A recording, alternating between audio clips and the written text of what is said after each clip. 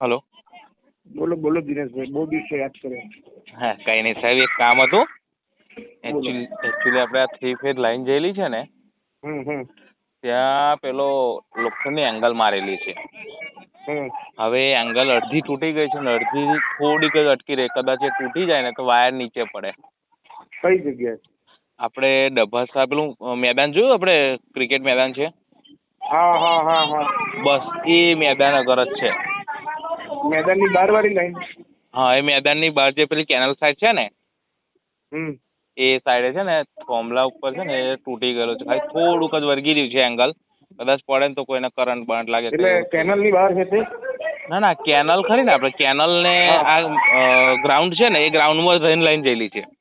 Okay, એટલે canal થી ગ્રાઉન્ડમાં જાય છે તે રસ્તો ને? હા, એ જ. ઓકે. એ પેલો હમણાં થોડા દિવસો ઉપર નતો પેલો એક જણને કરંટ લાગીને મરી ગયા હતા. હા. એ જ લાઈન. કરંટ લાગીને એ બાજુ છે? હા સાહેબ, આ જે આપણે મેદાન ખરું ને, હા. ત્યાં મેદાન ઉપર લગભગ વર્ષ ઉપર થયું. ત્યાં કરંટ લાગીને મરી ખબર ગયું. નહીં. વર્ષ દોઢ વર્ષથી કરંટ લાગીને એક ભાઈ મરી ગયા હતા. એટલે મંડપનું કામ ચાલતું હતું તે ઉપર એમના પેલું એ અડી ગયો હતો થોંભલો, એંગલ અડી ગઈ હતી.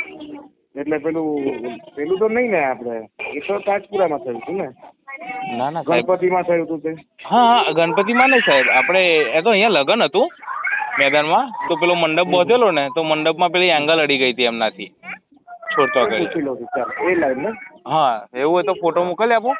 ના ચાલશે. એવું અમારે માણસ છે ને, હમણાં બંધ કરવાનો છે. હા, ઓકે, વાંધો નહીં, જોડાઈ લેજો. કેમ આવતું નહીં? Okay sir.